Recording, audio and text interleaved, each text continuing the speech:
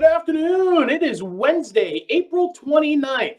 Now, I know you may be thinking, Chef, it is vacation week. What are you doing? Well, I'm still working, and I never stop cooking. Today, we have our second installment in our unit on soup. Okay? Now, last week, we rolled out some base fundamentals and theory on what we broke down into the three basic categories of soup: puree, cream, and broth. All right. Last week, we did an example of a pureed soup in our split pea. Today, we're going broth, and we're going chicken, vegetable, and rice. Very, very simple. All right. Now, broth soups are probably the one in the category of three that takes the least amount of time. All right. Providing tremendous flexibility and so many things you can do with a broth soup. But today we're, basically utilizing what was available, and we're also highlighting some of our spring foods that are starting to come into season. Okay, we're going to take a look at our mise en place. Okay, and we're going to get this started.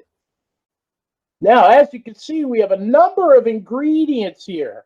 Okay, we have some minced shallots and garlic. Okay, shallots are a very small, sweet onion. All right, we have some beautiful radish here that we cut in a very fine julienne, okay? We have some cremini mushrooms. They're going to provide a nice earthiness and umami. We'll talk about umami in a little bit. We have carrots, of course, and celery, and some red bell peppers. And then we have leeks, okay? Leeks are a style of long onion that are starting to come into season right now. And their wild baby cousins are a vegetable that is called a ramp, and they actually grow wild right around here in a number of people's backyards. So when mid-May comes rolling around, you want to be on the lookout for those. Delicious. We have aromatics in our bay leaves. We have some finely chopped parsley here, and then we're going to go with a little bit of lemon. All right, we have the lemon zest, and then we have a half lemon to juice. Okay, now we are making this broth soup with our chicken broth that a few of you got to see us make last week on our live feed. Okay, so we created our own chicken broth or stock out of some leftover chicken bones and remnants of a chicken carcass from a roasted chicken that we did for another class. All right, so we have that right over here. Okay. Now, an indicator of a well-prepared broth or stock is the amount of gelatin that's present in it. Gelatin comes from the bones and the connective tissues of almost any living animal. Okay, it gives it a nice body and richness, and when you see that little bit of a jelly shake to it, is an indicator that you have extracted a very good amount of gelatin out of your bones. Now, because it's springtime and it's warming up, we're going to try and keep this soup a little lighter. Usually, I would start this soup with butter, but let's try to cut back our butter intake now. Right? We can go with some olive oil here. So we're going to lubricate our pan with a little bit of olive oil. And we are actually going to start with our mushrooms, of all things. They have the highest moisture content, and we really want to get them nice and brown. So we're going to get those going first.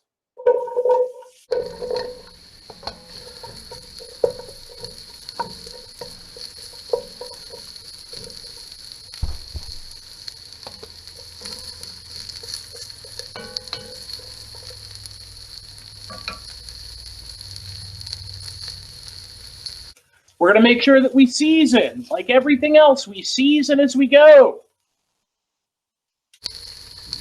Salt. Pepper. This is about building flavors, folks, okay? We want to make sure that we're progressively building our flavors and seasoning throughout the entire process of preparing our soup.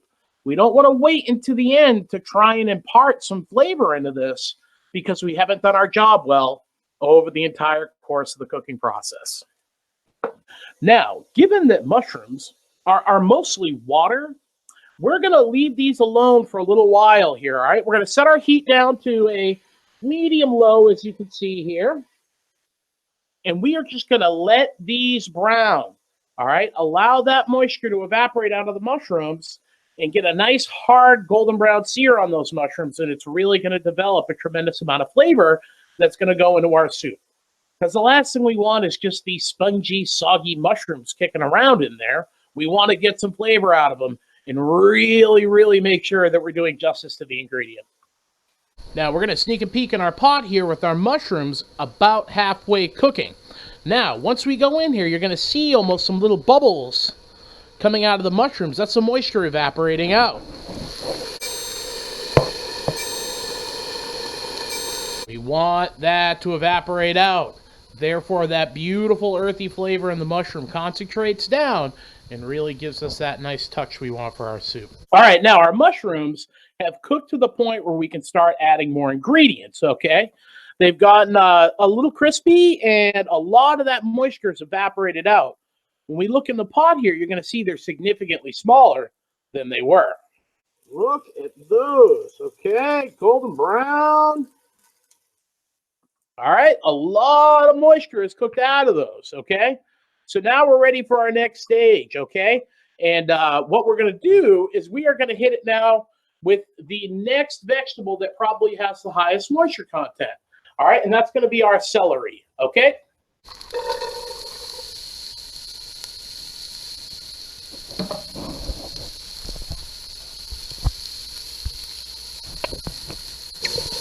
Give that a stir here.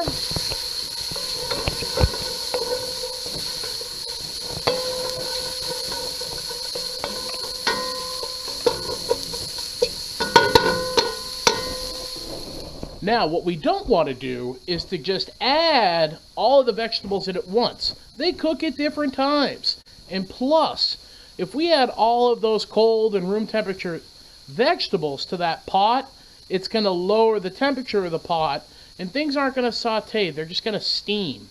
And that's one thing we want to avoid. All right?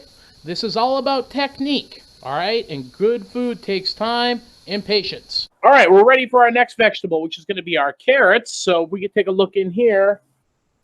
You can see the celery is starting to soften up. So carrots going in. Now, the majority of our vegetables are cut into small dice. Like we had mentioned in our last demonstration video, is we want things to be able to fit on a spoon, okay? That's why we're making sure that we cut them nice and small and evenly, okay?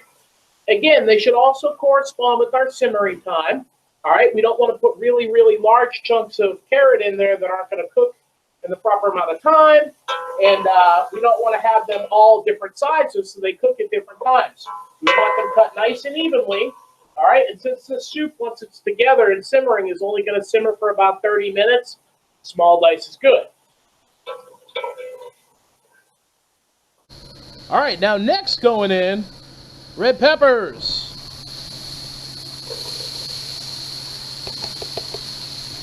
And our leeks.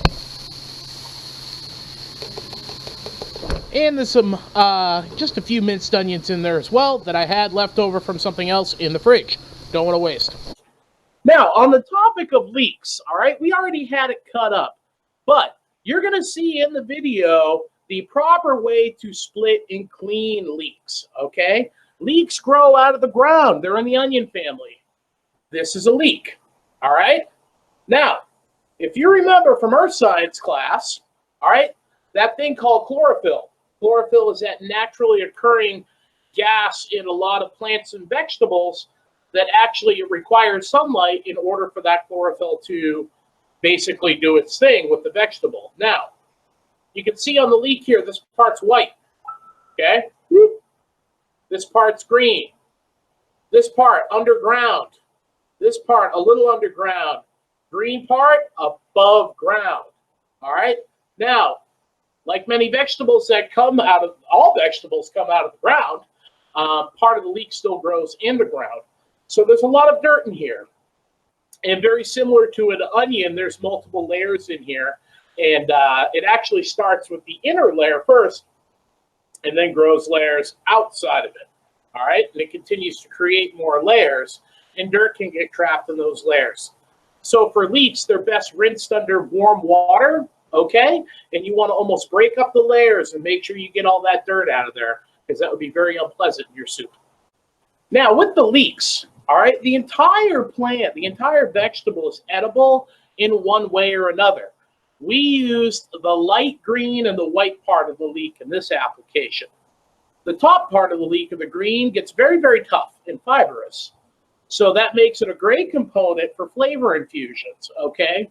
We are going to be making Espanol sauce, one of the 5 mother sauces of cuisine, for our Culinary 1 and Culinary 2 class, our juniors and seniors, and we're going to be making a beef stock, all right? Espanol sauce is a dark brown sauce that is derived from a darker fleshed mammal, all right? So beef, veal, lamb would all be appropriate meats or meat bones to turn into stock, to turn into Espanol sauce, all right? We're going to chop up those leek tops and infuse it into our beef stock, and it'll add that nice oniony flavor to it, all right?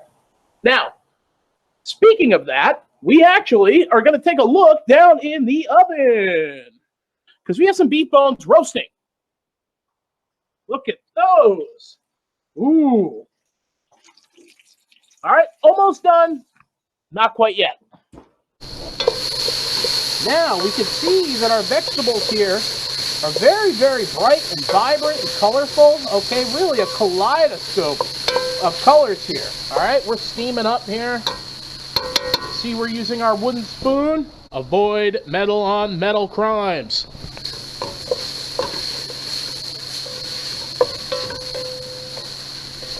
So our vegetables have sauteed up nicely and are starting to get a little bit of color, which is good. We don't want a ton of color or a deep, deep dark brown, but a little medium is good. All right. So now at this point, we're going to add some minced shallots, which again is a smaller, sweeter onion, and some garlic. All right.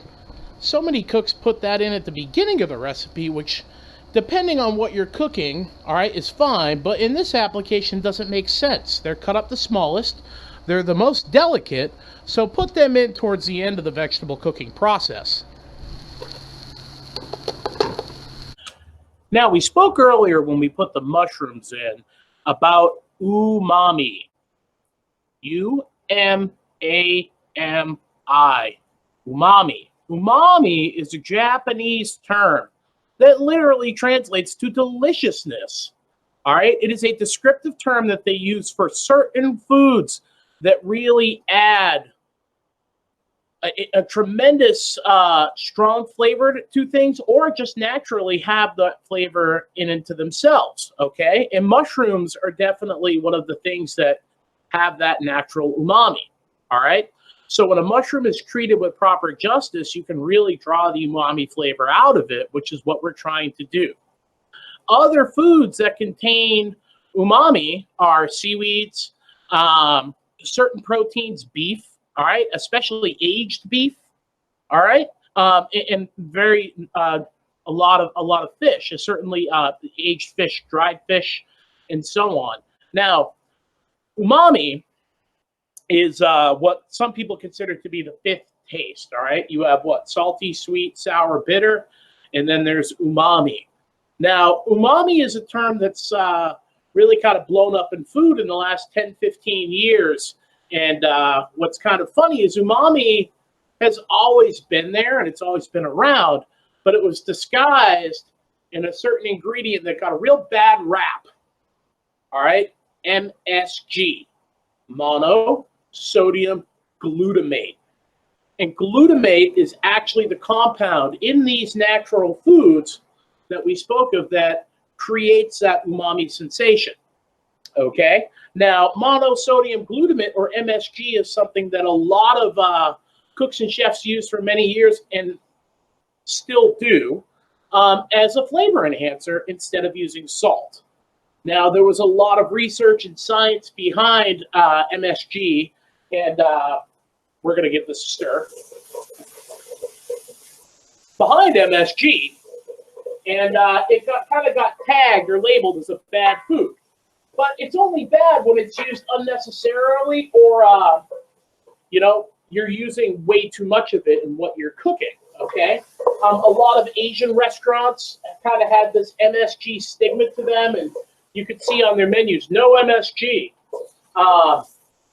What they were looking for is they were trying to enhance the flavor of their foods without them being salty.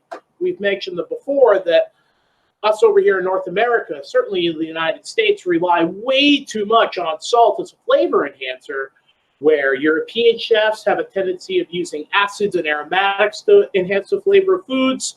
All right, your Asian countries are looking to foods that have naturally occurring forms of umami to make their food taste good. And then along came this chemical compound of MSG, and it was just way overused or inappropriately used to the point where people thought it was bad.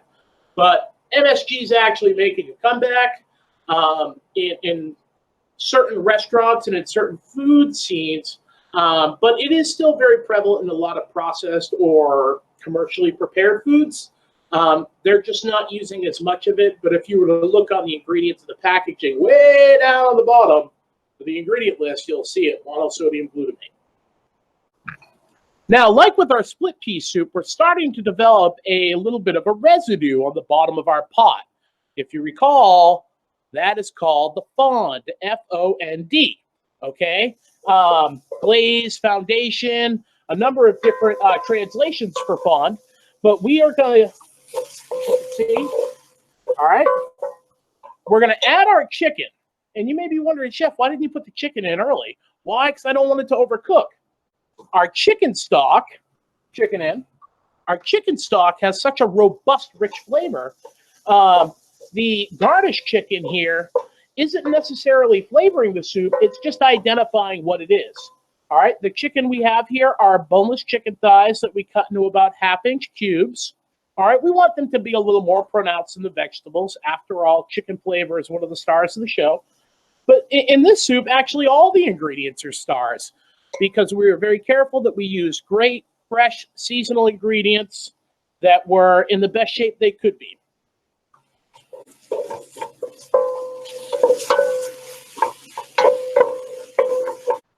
Now, we certainly didn't want that chicken to get overcooked and dry and just flake and fall apart. So that's certainly another reason why we waited to put it in at this time period. A lot of chefs, the chicken that's in their soup is actually chicken that was already cooked off, and they simply cube it up and then they fold it in at the end like a garnish and just allow the broth to heat the chicken through. All right. We certainly could have done that, but you know, I just opted to have it cubed up raw so I can show you that this is another option or outlet to do it. Now, I like to use chicken thighs, again, because there's more moisture in them, there's more fat in them, which equates to more flavor. Fat equals flavor. All right? I find chicken breasts to just be kind of dry and sawdusty in soup, so I kind of tend to go with the dark meat. All right, now our chicken's been in there for a few minutes, and we don't want it to cook all the way through at this point because it's certainly going to cook in the broth. But we seasoned, and now we're going to do is just add a little touch of apple cider vinegar. All right, again, going with that theory that the acids help enhance the flavor of the foods and therefore may require less salt and also just give us a little more of a complex depth of flavor.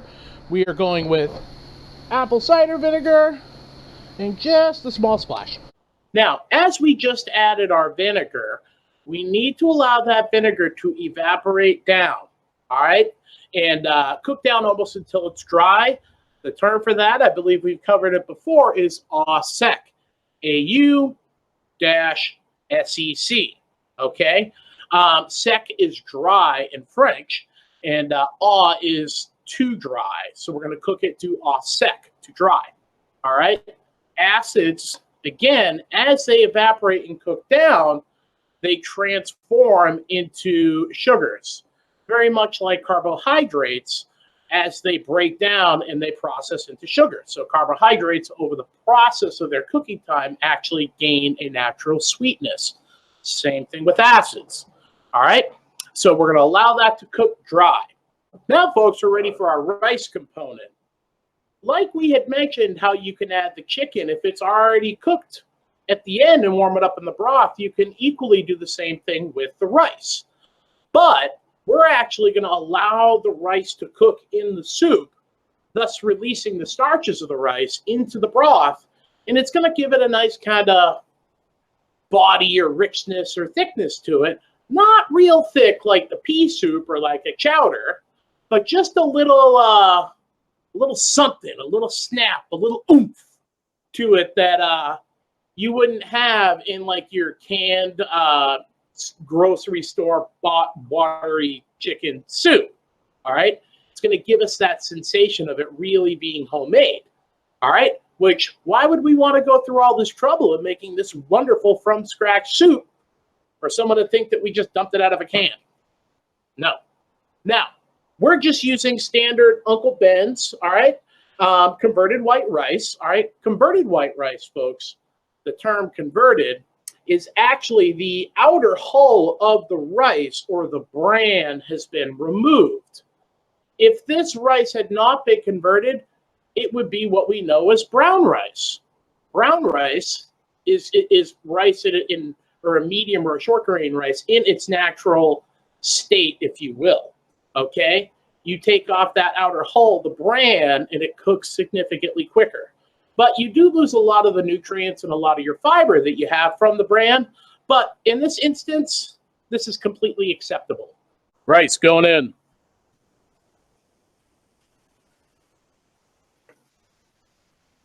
Now, rice, if we were to be making a side dish or a rice pilaf or so on, it probably takes about 20 to 30 minutes to cook, which happens to be the amount of time that we intend on simmering the soup. So it's really a very logical choice to do it this way. Now we can put our bay leaves in. Who remembers what we do? Who remembers what we do? Count them in, count them out. 1, 2, in. Oh, lovely. Lovely, lovely, lovely. All right, it's colorful. This is going to be great. This is going to be great. And it's going to be done real quick, too. Now we're ready to add our chicken stock. So, pour it in. All right, now it's time for our soup to simmer. So we're going to be checking out. I'm going to go have lunch, and we're going to give this about 25 to 30 minutes to just very gently simmer. Again, a simmer is right below a boil. All right, about 205 degrees. We just want to see little percolating bubbles in our soup. We don't want it to be rolling over itself, beating up all those ingredients, and then being too hot so those flavors can't come out and marry together and give us that wonderful flavor that we're looking for when it's finished. All right, when we come back, we're going to show you the indicators we're looking for to know that the soup is done. And we're going to show you a few finishing touches to give this soup just a little bit of an added kick and give you something a little more than what you would generally expect out of a chicken and rice soup. All right? We'll see you. We're gonna need a montage. Ooh, take some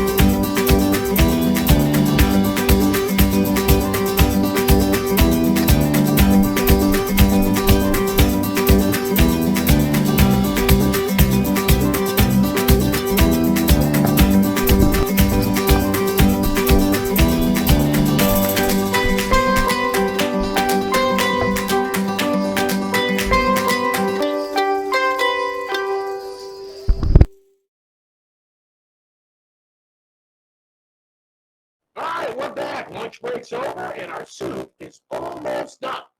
Now, we have allowed the flavors to come together. The chicken, it's cooked all the way through, but it's not dry and falling apart. The vegetables have all married together with the aromatics and the acids and the broth. The rice has bloomed up and it's cooked, but it's not mushy and disgusting. All right, so this soup is almost right at that perfect point, and now it's finishing time. As we can see here, our soup is simmering right away, and all of our vegetables and our garnish are still vibrant and very beautiful. Okay, our mushrooms have they're not crispy anymore, but all of the umami and flavor that we're looking to get out of them has been extracted, and they've really brought a lot to the party, instead of just being these kind of spongy masses that are just there for the sake of being there. Now, it's time to give it our first taste. We followed good fundamentals and techniques all the way through. We started with great ingredients. We started with a very delicious, rich broth that was homemade. We seasoned as we went. So in reality, the soup should need very little right now, except for what our intended finishing touches were. But before we get to that, let's see how it is as it stands. I don't want to melt my face apart here, so I'm going to blow on it a few times.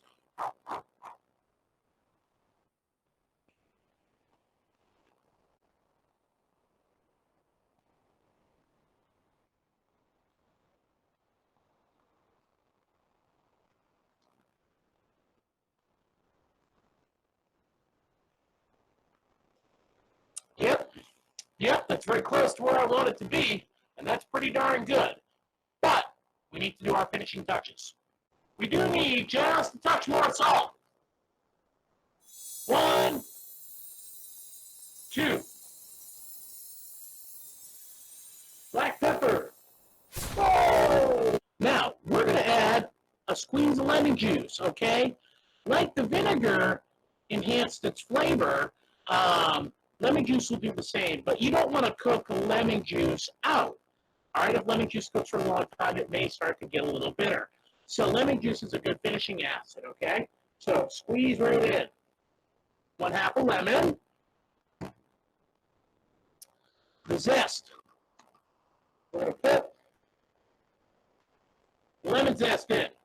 Radishes have always kind of been deemed almost like a red-headed stepchild in the vegetable family.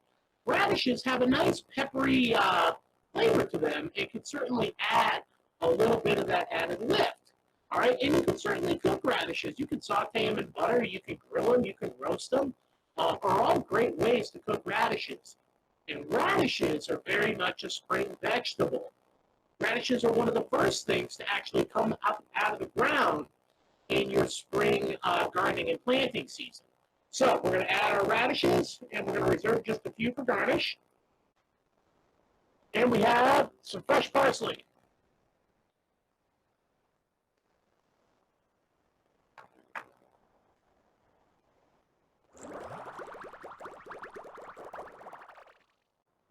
It's time to remove our bay leaves. How many? Was it 1? Was it 2? Was it 3? It was 2. Our friends, Mr. Tweezer. 1.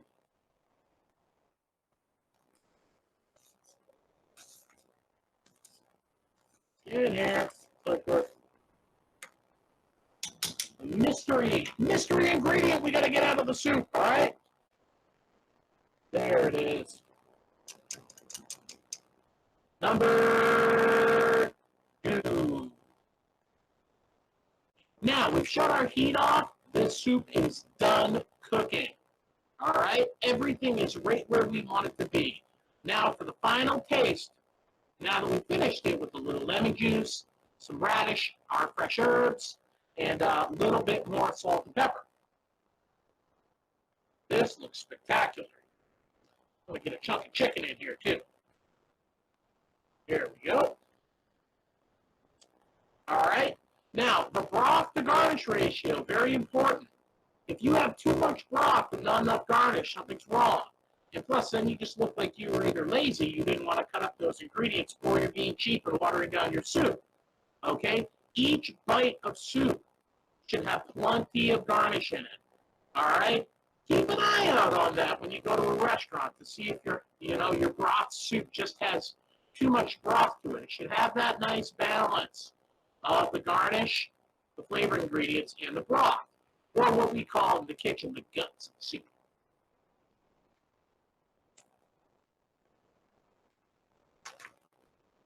Whoa, buddy! That is dynamite. Just spectacular, bursting with flavor. I can definitely taste that it is made with chicken. I can see my chunks of chicken. I have a wonderful assortment of beautiful fresh vegetables in there. And you saw them all go in. There was no frozen this time. There was no pre-cut, all right, that we got from the store. We cut everything ourselves, okay? Everything from scratch here. This is just a pot full of care, love, respect, and attention to our food, all right? The food all by itself is wonderful. It's delicious, spectacular, all right? A wonderful fresh carrot is delicious. A stalk of celery that's nice and fresh and vibrant is delicious, all right? We don't need to do much to it, all right? But what we do to it, we need to make sure that we're really taking care, all right? We're stewards of the food, okay? We're protectors of the food, all right? The last thing we want to do is take this food that was grown for us, that was raised for us, that was harvested for us, and do injustice by it or destroy it, all right? We're going to bowl up one bowl of this soup because lunch wasn't quite enough for me. I'm still a little hungry. And we'll show you how we're going to garnish this. And we're going to be on our way. And a nice, good, as we can see, it's a nice balance of our broth and our guts, okay? And we'll just sprinkle some fresh parsley on here. Make just a little bit of this radish in the center. Okay, that's very pretty. It's going to have a nice peppery bite to it. And then we'll add just a few strands of our lemon zest. Final pinch of finishing salt. Tiny little bit of pepper to season.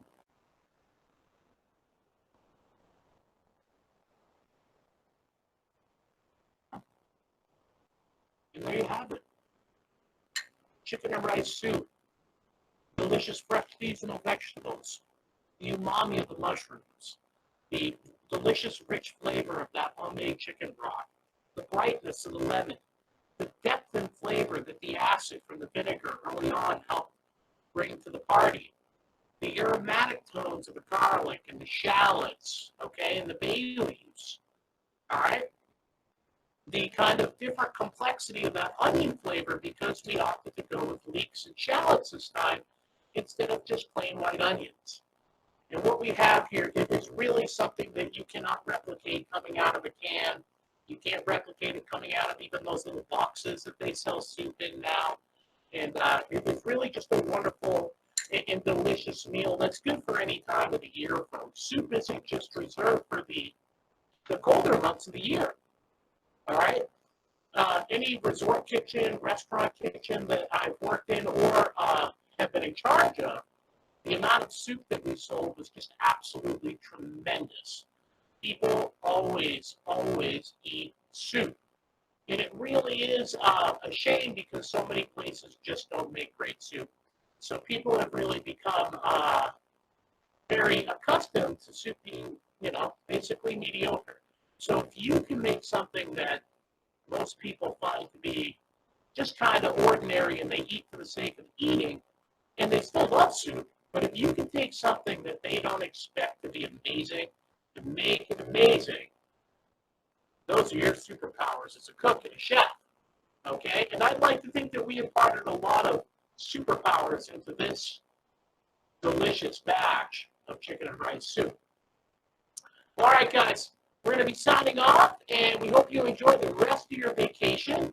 We look forward to seeing you in May, remotely, of course, virtually, of course. And, the weather's changing out there. The buds are really starting to come out of the trees, and I started doing a little more work to my yard again this past weekend. So it's starting to get there. And I wouldn't be surprised in 3 weeks if I don't have to fire up my lawnmower. That would actually make me really happy. Be safe, be kind, be well, talk to your friends, talk to your family members, be happy, smile, make time to laugh, okay? Make time for yourself. Do your best, all right? Expand your skills, whatever you can. Help make the time go by better. Get off your devices. Get off your phone. Get off your computer. Get off your tablet. Get off social media. Good Lord. All right? In the old days, social media used to be hopping on your bike and cruising around the neighborhood to see who was out there. That's how you connected with people. And once we can get back closer to people, I would encourage you to do such a thing. All right? No more of this InstaFace and Snap Hell and FaceSpace and any of that nonsense. Okay? They are decent tools to a certain degree, but we don't want to let them take over our lives. All right?